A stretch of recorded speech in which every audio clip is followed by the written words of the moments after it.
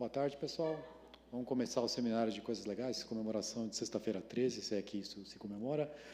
Quem vai falar hoje é o Paulo, vai falar sobre salamandras salafrárias, como sabotar sufrágios.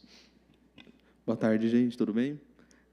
O meu tema aqui hoje ele vai tratar de uma coisa que não é necessariamente muito brasileira, né? Eu já vou direto aqui no assunto, que são as eleições americanas. O que eu vou tratar aqui com vocês é que elas são um pouco diferentes de como funciona aqui no Brasil, né? Aqui no Brasil você chega, vota no seu presidente, quem tiver a maioria ganha. Tem o segundo turno, lógico, mas é muito direto, muito simples, né?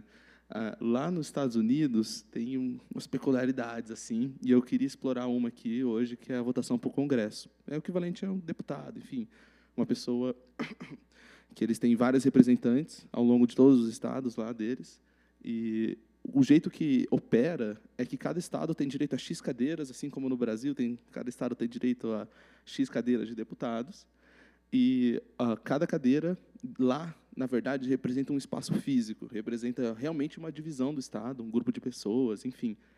E para exemplificar aqui, eu trouxe essa imagem, essa aqui é a Carolina do Norte. Você pode ver que tem N divisões aqui, né? Cada uma de uma corzinha, e cada uma delas elegeu uma pessoa.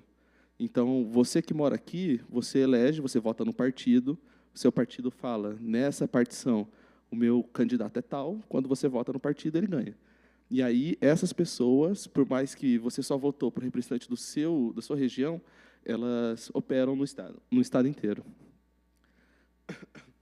Aí, um pouquinho assim, tipo, de história assim, do assunto que a gente vai abordar, é que em 1812, um tempo bem considerável atrás, lá nos Estados Unidos, eles tinham acabado de ter passado pela Guerra de Independência, eles estavam à beira de ter outros conflitos com o Reino Unido, né? E lá em Massachusetts, o Partido Republicano estava com um pouco assim medo de ter pessoas pró-Reino Unido ainda, né? Era muito recente essa partição, tá no governo. Então, o governador, que é o Elbert Gary, ele teve uma ideia que era, e se a gente não necessariamente investir em angariar votos, né, das pessoas, mas sim a gente remodelar o formato dos distritos para garantir que a gente ganhe o máximo possível neles. E aí ele fez um distrito muito maluco, que é esse daqui, que saiu como uma charge, assim, foi muito criticado, e cunhou o termo Gerrymander, que é tipo uma salamandra do Gary, assim. E aí é a primeira salamandra da história dos Estados Unidos. Tem esse formatinho meio esguio, assim, meio doido. Aí, atualmente, os Estados Unidos, a cada 10 anos, por a razão de, tipo, às vezes um centro populacional duplicou de tamanho, mudou um pouco ali a dinâmica, é interessante para eles fazer um redistritamento. Eles pegam o mesmo estado e redividem ele em outros formatos. E aí a pergunta é, né? Isso não cai do céu, não tem realmente um critério que é tomado e quem faz, né? E aí eu acho que a notícia assim já meio triste é que quem está no poder decide como se divide. E aí tem aqui um histórico de 2010, super recente assim. O mais recente foi 2020, mas vou tratar aqui de vários exemplos que ocorreram de 2010 a 2020. Então, vocês podem ver, tudo que está em vermelho foi o do Partido Republicano, que decidiu como seria dividido, o azul seria os democratas, o amarelo é misto e o verde é independente, se isso existe, né, de fato. Então, tem essas questões. Aí aqui só um exemplo moderno também, olha como tem essas mini divisõezinhas assim. Em 2010, é assim que era a votação dos distritos da Carolina do Norte. Olha como é um negocinho todo tortinho aqui. Em 2012 também, ó, todo desses formatos assim. Aí faz questionar, tipo, por que elas são assim, né? Por que elas são tão abstratas, tão, sei lá, esguias e esquisitas, né? Acho que o ponto aqui, ó, só para dar um highlight, essa daqui é um dos maiores exemplos, assim, eu vou tratar específico dele, mas vocês podem ver que não parece ser algo muito coerente, assim, imutável e não político, né? Tem uma clara intenção dele ter esse formato. Tem até uns assim, ó, tem centros populacionais que são muito densos, aqui a cidade de Chicago, então, às vezes, você já consegue, sim, lá, em poucas quadras, né, dentro de uma mesma cidade, você consegue ter mais de uma divisão para uma cadeira de congresso, e eles fizeram isso aqui. Falaram, isso daqui, todas essas pessoas vão votar para um mesmo representante. Por quê, né? Tipo, vamos ver, assim. Aí eu posso chegar nessa intuição, vou construir aqui com vocês, assim, né? Meio que é a ideia. E, bom, como criar a sua salamandra? Basicamente, a gente tem, de acordo com a Constituição americana, 3 regras assim principais, né? Primeiro que cada distrito vai ter um total de cadeiras, às vezes ela muda, às vezes aumenta, diminui, mas tem sido fixo há um razoável tempo. A gente também tem que cada distrito tem que ter uma mesma população, mais ou menos. Então ele tem que dividir ali o espaço não em área, mas em população. Então aí você já começa a intuir o porquê de repente ele pode ficar tão fininho, né? Uma cidade tem muita gente e pouco espaço. Então já começa a ter uma noção de como ele vai ser construído. E, por fim, ele tem que ser conexo. Então, ele é todo conectado. Esse aqui é um exemplo de algo não conexo, né? Você tem que o azinho aqui é da cor verde clarinha, verde escura, e tem uma bola aqui, uma ilha de verde escuro dentro da clarinha. Isso não pode. Isso é um enclave, né? Para quem conhece esse termo, não pode, tem que estar tudo juntinho, né? E é só isso. Todas as regras assim da eleição para poder definir todos os distritos é só essas 3, basicamente. De resto, a Deus dará, como a pessoa achou criterioso, achou relevante, distritar o Estado, né? Aí eu vou construir aqui um exemplinho com vocês. Eu supus aqui que você tem o Massachusetts, que é um estado que tem 2 partidos, o Partido do Amarelo, o PDA, e também tem o PDR, que é o Partido do Roxo. Tá? E aí a gente está no Partido do Amarelo. E aí você já deu para perceber que não está muito bom para nós, né? Tipo, a gente tem as pessoas ali, cada uma unidade aqui, se for um voto que a gente tem que tentar garantir para nós, né? A gente só vai ter 1, 2, 3, 4, 5, 6 e 7 votos de 25.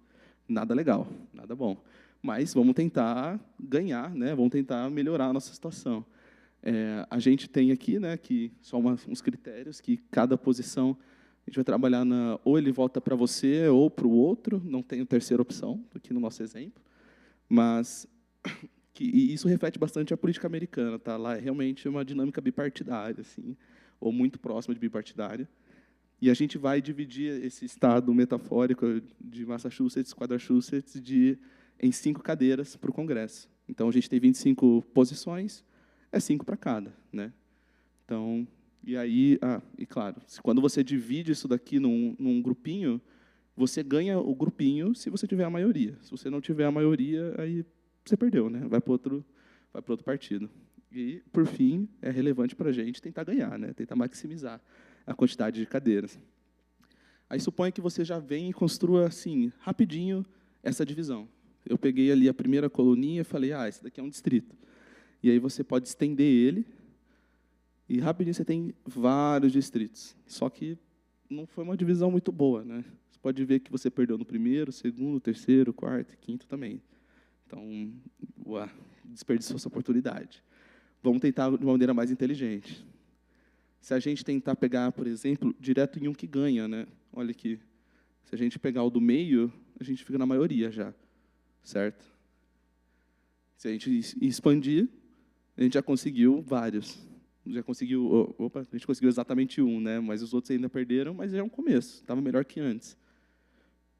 E aí, como que a gente poderia ganhar mais? Aqui eu já dando um spoiler para vocês. Olha aqui como que seria uma distribuição em que você ganha 2. E aqui ele pegou esse verdinho, o amarelo ganhou, e esse vermelho também ganhou, né? Para a gente, que é do Partido do Amarelo. Quando você vê, é meio que isso daqui, que eles referenciam como salamandra. Você pega um distrito, tipo, expande as bordas dele de uma maneira esguia, assim, para poder realmente captar os votos para o seu lado. Mas, assim, a gente dividiu de maneira muito... Vamos na intuição, vamos testando assim, mas como você sabe que você está fazendo o melhor redistritamento que você poderia estar aproveitando dessa oportunidade, né, para poder ganhar o máximo possível de cadeiras? Aí eu trouxe aqui o tema, de verdade, assim, a parte matemática, otimização é o que eu trabalho, eu também não só trabalho, como faço mestrado também, aqui no LOTE, e em poucos termos, assim, do jeito que eu coloquei, é que é apenas uma área que ele tenta computadorizar a busca por uma solução. Então, isso é composto por elementos, né, mas vamos definir como que como que você começa essa busca computadorizada pela solução?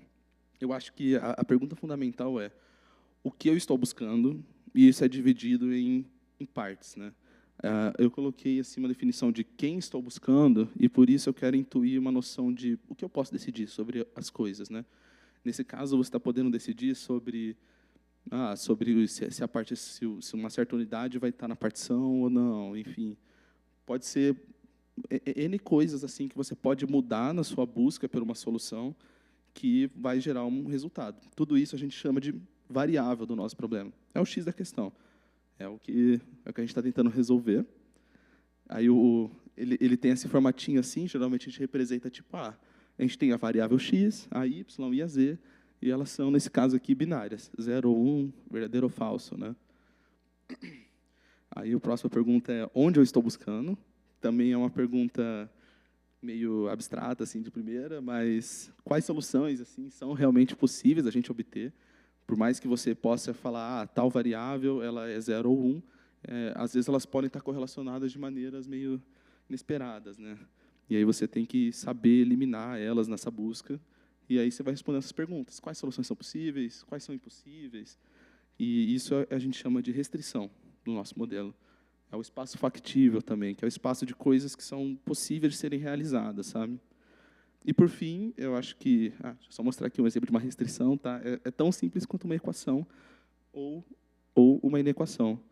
Então, se você já tem essa situação aqui, você pode ver que se x mais y é igual a 1, você nunca vai poder ter x igual a 1 e y igual a 1, porque daí a soma daria 2. Né? Necessariamente, você está falando que você está limitando, né, as possibilidades escrevendo dessa maneira. Da mesma maneira, se x for 0, você pode ver aqui que z não vai poder ser 1, né? Só resta z ser 0, já que ele tem que ser menor. Então, meio que você vai construindo assim um espaço, tá? Você pode imaginar até numa visualização 3D assim, que é tipo são as retas ou como as coisas vão limitando o seu espaço de busca. E o que falta assim na receitinha do bolo é como, né? Então, como que você sabe se um resultado é legal ou ele é ruim, se ele é bom ou não, né? Como que você compara as soluções? Isso a gente chama de função objetiva. E aí é basicamente escrever também uma equação que a gente tenta maximizar ou minimizar. A gente tenta encontrar o melhor possível e direcionar de alguma maneira. Isso daqui é uma carinha de problema de otimização. É uma forminha padrão, assim. Aí eu acho que questão de tempo, acho que só para dar um exemplo, que você pode imaginar que se eles podem ser 0 ou 1, se você for maximizar essa soma, a melhor solução assim teórica, né, no começo, seria falar que seria 3, né, se você colocar um aqui e um aqui. Mas essa solução ela é possível? Você pode ver que se você colocar y igual a 1, o x tem que ser 0, ele não vai poder, né, somar com 1 e dar 1 ainda. E se ele for 0, z é 0. Então, meio que a solução 1 e 1, que dá 3, não é possível. Tem esse tipo de situação que a gente está tentando inferir. E aí, como isso aplica no nosso problema, né? Espera aí, só antes assim, acho que é legal sinalizar que isso daqui ele é feito para ser colocado no computador, e é interessante, é um algoritmo muito maluco, mas assim, ele prova matematicamente que é a melhor solução. Isso é bem interessante. Ele realmente fala, não, é impossível você ter uma solução melhor que essa. E eu não vou explicar como funciona, acho que não cabe aqui no tempo, mas acredite que funciona. Tá? A gente vai escrever as restrições, a gente vai escrever as variáveis, e eu vou rodar, magicamente vai sair. Se você quiser aprender, é otimização linear inteira, é legal, tá? Quem não fez, quem não conhece, por favor, faça, é muito legal. Mas, enfim, agora já tratando assim dos nossos problemas, né? Vamos começar com, acho que, as variáveis mais simples. A gente tem 5 cadeiras para o congresso, então a gente tem que dividir o mapa em 5 partes, certo? Cada unidade ele pode pertencer a apenas um dos 5 grupos, né? Ele não tem como estar em 2 lugares ao mesmo tempo, né? E acho que a ideia aqui é que a gente cria uma variável, tá? Eu chamo ela de xpk, tem os index aqui. P é sempre a posição. Aqui eu trouxe de uma maneira mais genérica, eu poderia até colocar IJ, né? Tipo, supondo que é um quadrado, né? Pode ser as coordenadas dele, mas eu pensei em trazer tipo aqui saiba que toda vez que for P, é um ponto, é um lugar, é uma unidade que a gente vai ter que colocar nos distritos, e K é cada um dos distritos que a gente precisa colocar, e vai até 5. Aí, essa variável, a gente vai falar assim que, caso ela seja 1, a gente entende que essa unidade está no distrito K. Se ela for 0, ela não está, certo? Aí, acho que a gente pode já pular assim, para a primeira restrição. Acho que é uma restrição mais implícita, não é direto a que o Congresso assim, já exige, né? A gente tem que pensar, se a gente tem uma mesma unidade, ela pode estar em mais de uma partição? A resposta é não. Ela não pode ter intersecção, né, entre as partições. E, ao mesmo tempo, ninguém pode ser deixado de fora. Todo mundo vai votar. Não tem meio termo. Então, isso se traduz numa equação que tem essa carinha aqui. Opa. Eita, peraí. Apertei muito rápido. Ela tem essa carinha aqui, ó. Para cada pontinho P, a gente sabe que, se você somar todas as possibilidades dele, né, cada um dos casinhos, sempre vai dar 1. Como as variáveis são binárias, se você falar, ele está no distrito 1, se você soma com a variável do distrito 2, 3, 4, se ela for 1, todas as outras têm que ser 0, porque se elas forem 1, vai dar, sei lá, a soma vai dar 2, 3, e não é o que a gente está pedindo, né? A gente está pedindo que ela seja igual a 1. E é isso, a gente garante que ele fique assim, cada um tem a sua partição e ninguém fique de intersecções. Bom, uma próxima restrição que também foi pedida para a gente é do equilíbrio populacional, né? Essa daqui já é mais direta. Eu quero que vocês imaginem que, para a gente, seria realmente pegar cada ponto. Se a gente tem 25 pontos, vai dividir por 5, temos que ter 5 pontos por distrito, certo? Dá para a gente supor que a gente está num caso bem legal, que não tem que ter um equilíbrio intermediário, pode ser igual a 5. Aí, aqui é uma restrição muito parecida com a anterior, mas agora, para cada partição, a gente soma todos os pontos. E ela tem que ter 5 ligados. Significa que naquela partição tem que ter exatamente 5, nem mais, nem menos. É isso. E aí chega a parte realmente complicada assim, do modelo, que eles falaram assim, toda partição tem que ser conexa, sem partes isoladas. Isso é muito difícil assim, de se modelar, é a parte difícil, assim, uma questão combinatória mesmo do problema. Mas vamos atacar isso de algum lugar, e vamos começar pela definição do que é ser conexo. Conexo significa que, se você está num ponto assim do seu distrito, você consegue chegar em qualquer outro ponto desse distrito por ele, né? Você não precisa cruzar, atravessar e chegar por outros para poder chegar até lá. Significa uma lógica meio de caminhos, assim, sabe? Tem várias definições de convexo, eu acho que eu não sei onde está todo mundo assim na graduação de matemática, mas acho que esse é um dos mais comuns, assim, tipo, você ter caminhos entre os lugares. Aí, como que a gente vai criar caminhos no nosso modelo? Eu comecei definindo uma definição aqui, uma construção de grafo. Então, a gente sabe que o pontinho 0 aqui, ele está conectado, ele está sempre adjacente, né? Tem sempre um caminho dele para o carinha do lado. Assim como do 1 para o 2, e assim por diante, para os de baixo, forma um grafo com essa aparência, né? E a gente vai começar a organizar a conexão entre eles, que é feita através das arestas, né? Então, toda vez que ele está conectado diretamente, eu construo uma aresta, e assim a gente vai conseguir construir um caminho. A gente vai fazer isso através das variáveis. Vamos supor que você cria uma variável, que é a AUVK, tá? Eu sei que é vários subscritos, tá? Mas a ideia é, você sai do ponto U para o V na partição K. Você cria uma aresta para isso. Você tem um caminho ali dentro daquele distrito, né? Do distrito que você está criando, assim, explorando. Ele tem que, se ele for 1, significa que você tem essa aresta ligadinha, né? Aí, só para poder concluir, assim, acho que ficar talvez um pouco mais visual, dependendo de quem já conhece ou não, a gente precisa associar cada aresta com seus vértices. E aí, isso é feito através de uma regra dessa carinha aqui. Você pode ver que você tem a aresta UVK, ela é menor ou igual que XUK, ou seja, e também ela é menor ou igual que V, né? Pense assim, toda vez que você liga a aresta aqui, né, você tem que ter o ponto ligado.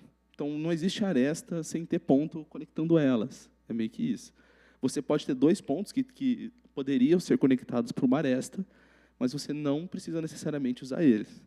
Vou mostrar um exemplo aqui para vocês. A gente começa com um vértice. Vamos supor que essa é a primeira variável que ele ligou para uma partição que a gente está construindo. Tá? Então, pintou ele de vermelhinho. Aí a gente fala assim, tá, aí agora eu quero também que o ponto 6 aqui ele faça parte do meu distrito. Perceba que, por ter ligado essas duas variáveis, você não precisa ligar necessariamente essa aresta. Mas, como a gente está querendo construir um caminho entre todos os pontos, para poder provar que eles estão conexos, né, que sempre tem um caminho entre eles, a gente coloca uma arestinha ali e pronto, ele está conectado. Então, isso já é uma partição conexa. A gente pode adicionar, por exemplo, o ponto 12 aqui. Isso daqui, como vocês podem ver, já é uma partição, novamente, né, nesse estado, não conexa. Não tem como você sair do ponto 12 e chegar no 5, nem no 6. E aí você tem o programa, né, você pode até ver aqui que, por mais que ele esteja ligado 6 aqui, e o 12, ele não necessariamente ele implica nenhuma outra aresta em volta deles. É a aresta que implica o ponto, não o contrário. Eu não sei se fica assim tão claro, mas a ideia dessa direção aqui da inequação é uma relação meio de implicância assim, entre eles. Mas, enfim, a gente adiciona, por exemplo, o ponto 7, e a gente também pode adicionar o ponto 11, e essas arestas todas aqui compõem um caminho. Assim. Está vendo que a gente pegou 5 elementos, como a gente queria, e a gente também definiu algumas arestas, e a gente consegue ver que ele não tem nenhum ponto desconexo. Assim. Inclusive, nem todas as arestas são necessárias. Você pode ver aqui que, se você tirar essa conexão, você ainda consegue chegar no ponto 11, saindo do ponto 12, por exemplo, que seria ele sair do 12, 7, 6 e chegar no 11. Então, por mais que você tenha arestas a mais, às vezes, nem sempre é interessante. Vamos explorar isso. Assim. Mas, enfim, o grafo ali, no exemplo que eu construí, ele é conexo, tem uma intuição do que é ser conexo, assim, mas como que a gente pode exigir isso, né? Construir uma restrição em equação matemática que faz isso. Aí tem uma propriedade assim de grafo. Quando o grafo é isso, ele é conexo, que é a árvore, certo? A árvore ele é um grafo que tem uma propriedade especial assim. A gente vai construir ele aqui. Eu vou tentar dar o exemplinho, mas eu acho que a maneira mais simples de entender é que, se você pegar um nó raiz, pegou só um pontinho, você consegue adicionar depois mais um ponto e uma aresta. Saindo dele, você entende que aqui está tudo conexo. Né? E se você fizer esse processo mais uma vez, você vai ter mais um ponto e mais uma aresta. Certo? E você pode continuar fazendo isso. Toda vez que você adicionar um ponto, você adiciona uma aresta. Opa. Eita, peraí que ele travou. Acho que desligou aqui.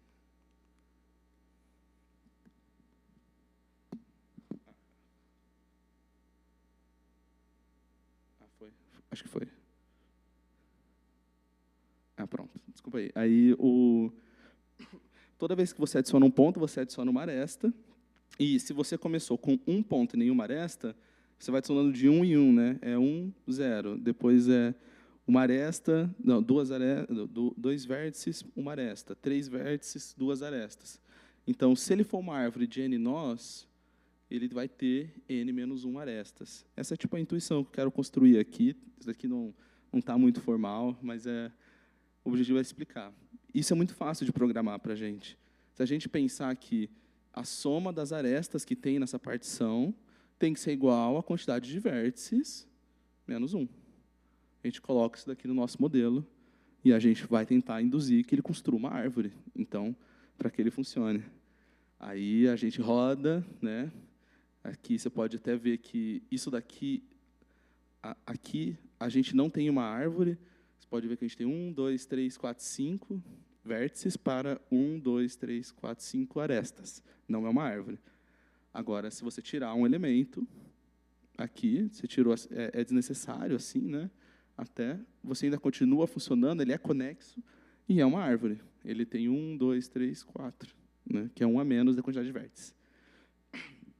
Beleza, né? Vamos rodar o modelo com essas restrições, vamos ver o que sai, e aí você vai se deparar com uma coisa assim, que é meio um pouco deselegante, assim. Claramente não é conexo. Você pode contar, se você quiser, a restrição está sendo cumprida, 1, 2, 3, 4, 5, 6 vértices, por exemplo, para 1, 2, 3, 4, 5 arestas. Isso é uma árvore. Funciona normal. Qual que é o problema, né? O que está faltando? Aqui é uma coisa que eu omiti, porque escrever esse tipo de situação é difícil, mas o que tinha ali de característica é justamente esse ciclo, né? Que você pode simplesmente adicionar uma aresta sem adicionar um vértice. Isso meio que contradiz aquela lógica construtiva assim da árvore, né? Você chegou aqui, ela está funcionando certinho, aí você vai adicionar mais um vértice. Ah, não precisa, eu só adiciono a aresta. Não funciona. Isso gera um ciclo.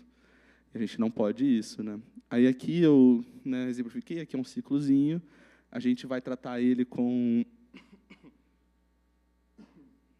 A gente vai ter que remover eles, né, para poder chegar numa árvore de verdade, e existe uma definição assim na otimização, é um tipo de maneira de atacar esse tipo de problema, que é chamado de MTZ, é uma técnica de modelagem.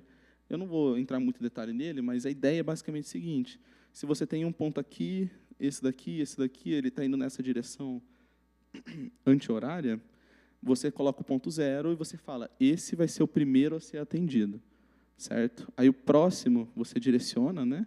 O próximo vai ser o segundo, depois o terceiro, o quarto, daí ele chega aqui nesse e fala assim, ué, mas esse daqui é o primeiro ou ele é o próximo a ser atendido, ele é o quarto? Como a gente força ele a ter uma ordem específica, né? Assim, ele só pode ser atendido uma vez, a gente impede que ele feche os ciclos. Essa regra a gente coloca ali no modelo, vai ficar meio assim por debaixo dos panos, mas a ideia é realmente tirar ciclos e eles ficarem com essa carinha assim, certo? E aí é que a gente quer garantir que qualquer partição ele tem uma representação em árvore, porque se ele tiver essa representação, né, a gente garante que ele é conexo. Então, o que a gente vai obter, assim, de fato, que nem aqui no caso da lagartixinha, assim, da salamandra, é uma coisa assim, né? Você tem um caminho aqui que ele vai, tem 1, 2, 3, 4, desculpa, 5 vértices para 4 linhas, nenhum ciclo. Pronto, ele é conexo, está tudo conectado.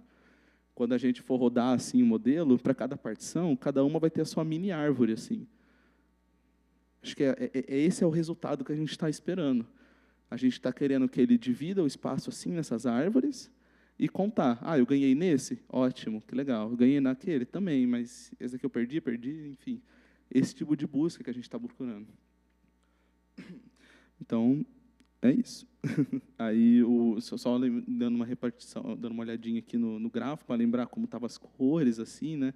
Não está muito bem para a gente, de qualquer maneira. Então, até então a gente garantiu assim as regras do... a gente garantiu as regras que são exigidas, mas ainda tem umas coisas para poder garantir a lógica, né? A gente quer buscar que em cada partição a gente sabe que ou você ganha ou você perde. Uma lógica de sim ou não, para a gente, é uma decisão, é uma variável também. Eu chamei ela de Y aqui, que ela vai dizer se ele ganha ou não. Se ela for 1, o nosso partido vai ganhar. Se ela for 0, o nosso partido vai perder. E aí, é uma variável binária. E aí, a gente tem que definir como cada partição vai ganhar. A gente sabe como cada um vai votar, né? Então, a gente já tem lá definidinho quem é o amarelo, quem é o roxo. Então, a gente coloca que a variável, eu coloquei aqui um parâmetro, na verdade, desculpa. Cada pontinho, ou ele vota para você, ou ele vota para o outro, né? Então, se você somar todos que foram selecionados para uma partição, então você tem aqui que, se ele for 0, você entende que isso daqui vai ser descartado. Se ele for 1, vai ser o número VP, né? Então, numa mesma partição, se você somar todas as opções que tem lá, se essa soma der positiva, quem ganhou foi você, certo? Porque tem mais pessoas positivas do que negativas. E também o contrário, né? Se for negativo, você perdeu. Aí aqui a restrição, você pode ver que eu coloquei aqui o tamanho de P, que é 5, né? Você está falando que a soma pode ser até 5. A partir do momento que isso aqui for positivo, você obriga que esse número aqui seja 1, né? O que você ganhou. Porque se ele for zero, que você perdeu, né, no caso, implicaria que isso daqui é menor que zero, né? E essa é a ideia. Tem também o contrário, você também tem que exigir que, caso seja negativo, a sua variável tem que ser zero. Aí, essa regra aqui, ela é meio maluquinha, às vezes meio chata, complicada assim, de entender de primeira, mas acho que vocês precisam confiar assim, um pouco, que se você perder, a soma do lado direito ali tem que ser negativa, tal, e ele vai implicar que a variável é zero. Enfim, e por fim, acho que o importante assim ainda é o que a gente está buscando, né? A gente está buscando maximizar as nossas partições que a gente ganha. Então, a gente está maximizando essa soma entre todas elas. E aí, quando você roda o modelo, considerando toda aquela situação, todas aquelas modelagens, assim, ele produz um resultado assim.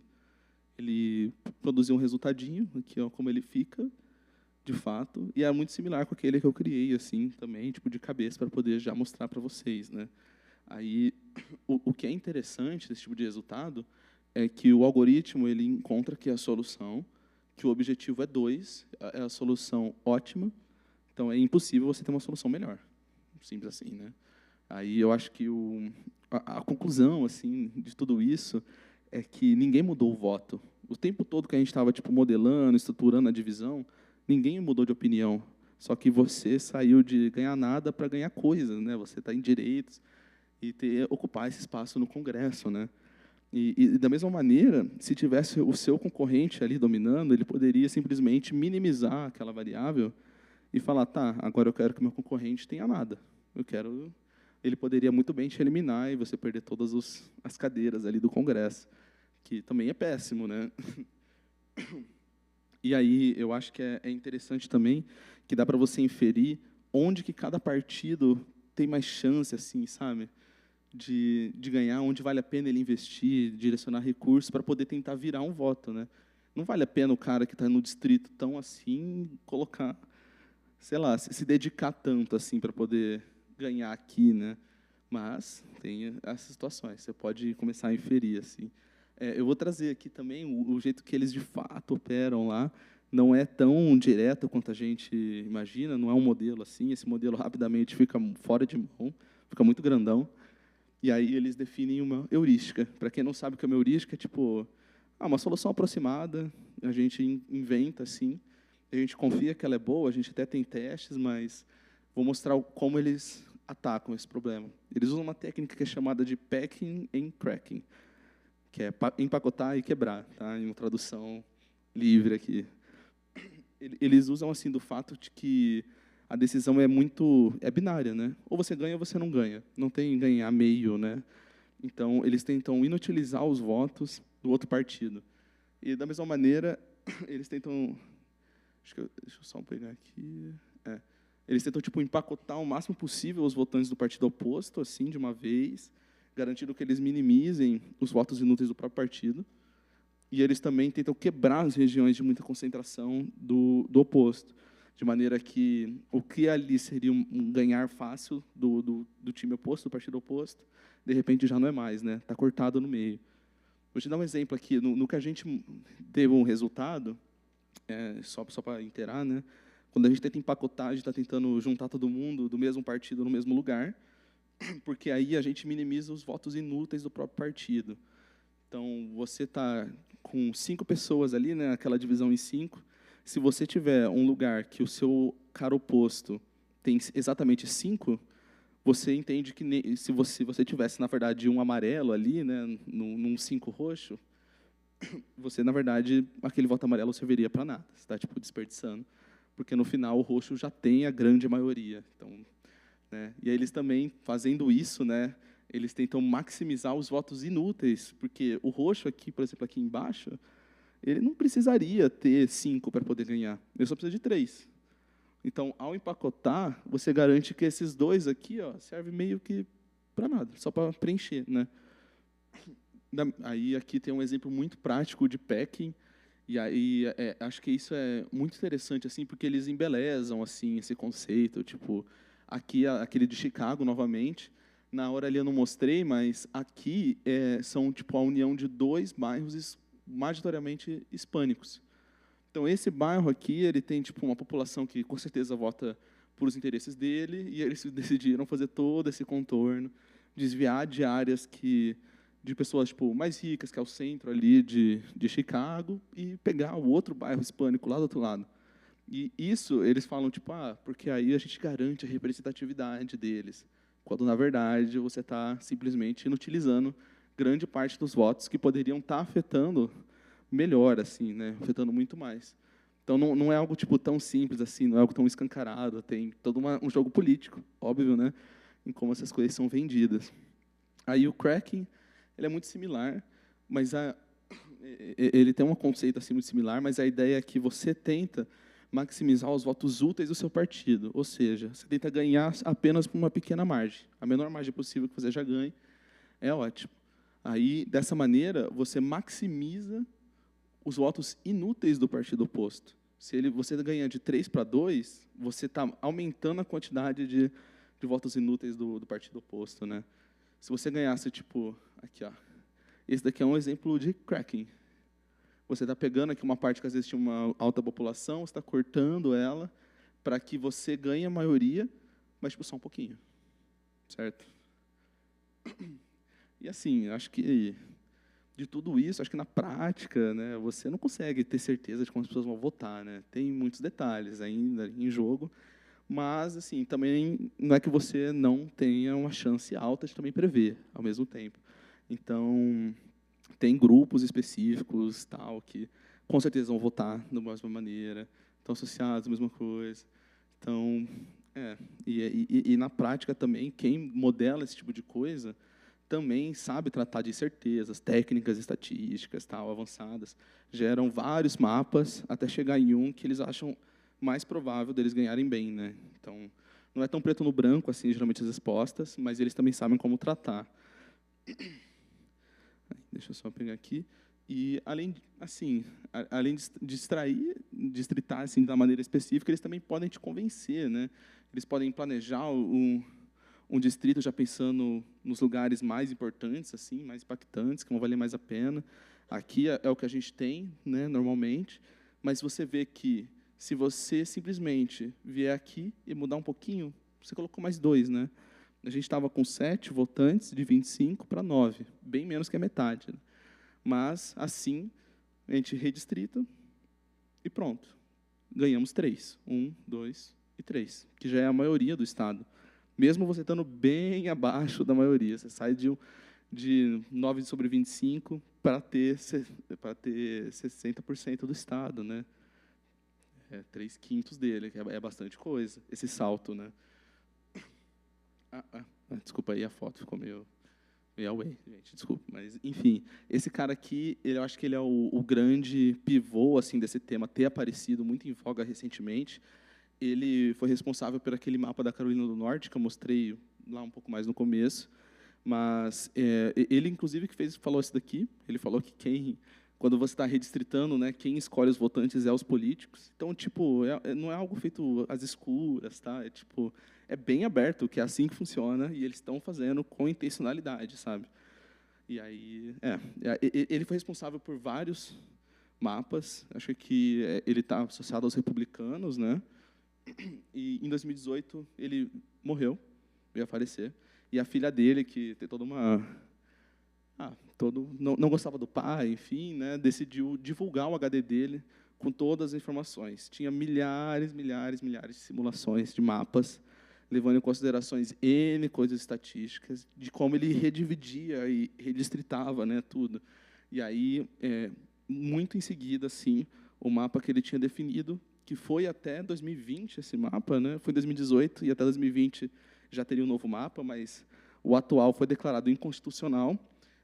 Mas, tipo assim, Paulo, por quê, né? Ele descumpriu alguma das regras, assim, tipo, porque parecia muito livre, assim, no geral. Que foi comprovado que ele usou a quantidade de pessoas pretas nas regiões para poder determinar como ele ia distritar, assim. Tinha lá a variável quantidade de pessoas pretas, tipo, literalmente, escrito por extenso, assim. e é isso. E no final do dia eles podem mascarar, assim, sabe? Tem muitas inferências que você pode ter que não são... Enfim, você consegue inferir essa mesma informação só que sem necessariamente usar de maneira tão direta, né? Então, como que você limita isso, né? Aí aqui, só para poder mostrar, né, esse distrito aqui, ele é um caso muito louco, assim, né, dele ser dessa maneira, que ele pega várias cidades que são majoritariamente, tipo, habitadas por pessoas pretas, e aí ele junta todo mundo.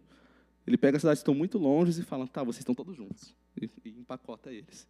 E aí, algumas partes ele também corta nessas cidades para que sobe para os distritos ao lado, que tem várias cidades pequenas em volta, que é majoritariamente do partido dele, que aí é um cracking, né? Meio que você está tirando ali a força e deixando eles bem menores. E aí, depois disso, esse tema tipo, deu uma explodidinha, assim, está muito mais relevante. Ele tem vários artigos que, na hora de pesquisando, assim, para poder fazer aqui, que eles tentam quantificar o que é ser justo ou não, né? Se vale a pena, o que é ser justo nesse caso, nesse estreitamento. Mas, por enquanto, continua assim, tá? Você pode fazer do jeito, você pode pintar e bordar, assim, de verdade. Achei muito maluco, e é isso.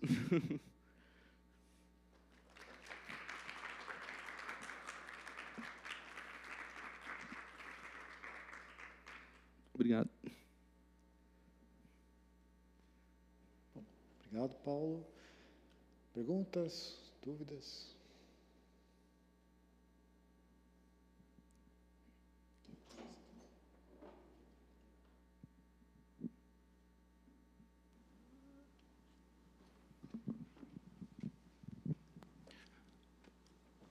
Boa tarde. Primeiramente, parabéns aí pela apresentação.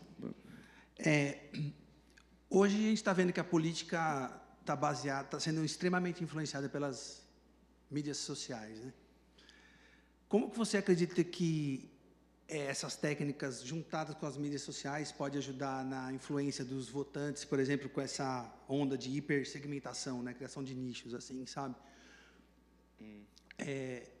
Como que pode se tirar, usar essas ferramentas dentro de uma mídia social para ficar influenciando? Você acredita que pode ser influenciado os votantes? Cara, eu acho que isso vem muito na questão de os distritos estarem associados a uma localidade. Então, como numa mídia social, você consegue colocar propaganda específica para um grupo ali, assim, assado, específico, tananã, você consegue direcionar essas técnicazinhas aí, esse pack and crack, para poder, às vezes, virar, né? Se você está num lugar que você está quase para ganhar, às vezes faz toda a diferença você já planejar o seu distrito de maneira que você possa ter essa ataque. Então, ele influencia, com certeza, a estratégia. O desenho de como está dividido, às vezes, a pessoa que mora nesse bairro, até naquele exemplo de Chicago, a notícia que sai para o cara que está nesse distrito, não necessariamente tem que ser a notícia do cara que está no bairro do lado, porque ele está em outro distrito. Então, o voto dele, o interesse do partido pode ser muito diferente. Pode ser que ele não seja uma peça-chave, ou não. Então, tem todas essas questões. Eu acho que a mídia social, conforme ela vai avançando, assim, você pode especificar cada vez mais como você quer e ter certeza que essa pessoa vota nesse lugar. Eu acho que, nesse sentido, também acho que pode até piorar, assim, né? É meio assustador. Ou seja, pode ser um Rockefeller digital, no caso? Eu acho que, no final do dia, assim, como é tudo pautado numa divisão física mesmo, não sei se em algum momento vai ter um avanço digital, assim, nessa maneira, sabe? Eu acho que isso daqui influencia o digital, mas o contrário, não sei como dialoga muito, assim, sabe? Mas é. Tá, obrigado.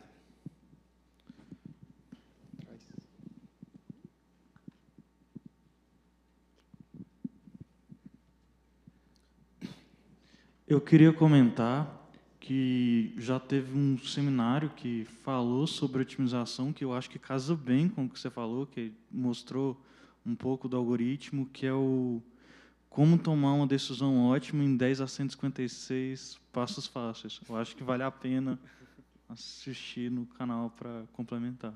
Ah, legal. Tem no canal do CMC, é isso? Eu não sei onde é. É do seminário mesmo, de coisas legais. Tá. Não foi publi, não foi combinado. Hashtag publi. Mais alguém? Então, deixa eu entregar o certificado laranja. É verdade. E agradecer novamente. Venci. E esse foi o último seminário agora desse semestre. Daí, mais ou menos em julho, a gente começa a divulgar as datas para o segundo semestre. Beleza? Então, obrigadão, pessoal. Até mais.